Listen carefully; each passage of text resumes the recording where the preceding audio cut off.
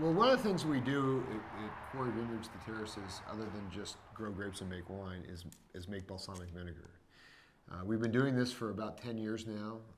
It's really more of a passion and a hobby than it is a business endeavor, but it's gotten bigger and bigger each year. What we do is try to make a product that the Italians call tradizionale, which is a vinegar that starts with wine grapes. We press the juice out as if we were making a white wine. We cook that juice for several days to make it much thicker and much higher concentration of sugar, called mustocado at that point in time.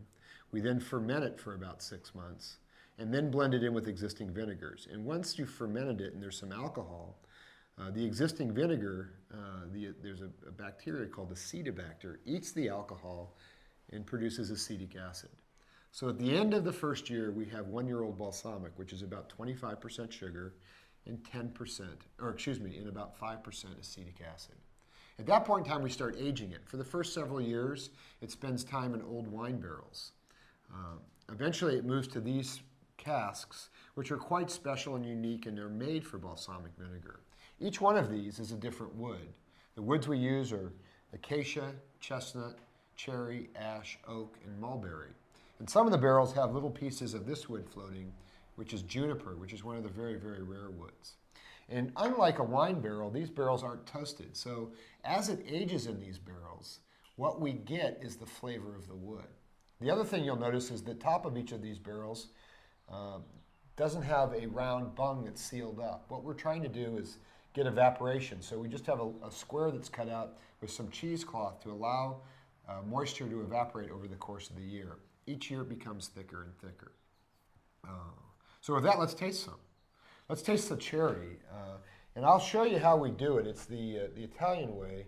We don't use little cups or anything. We just hold our hands out. And in this area of your hand, most people will form a little well. You put a couple drops. You lick it off.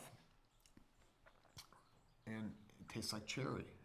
It's really quite remarkable. When folks visit, I like to say it's like Charlie and the Chocolate Factory when they talk about the gum. You know, the cherry tastes like cherry, and this is really, it's really true. And the other one we'll taste quickly is this oak, which also has a little piece of the juniper floating in it, and it really does.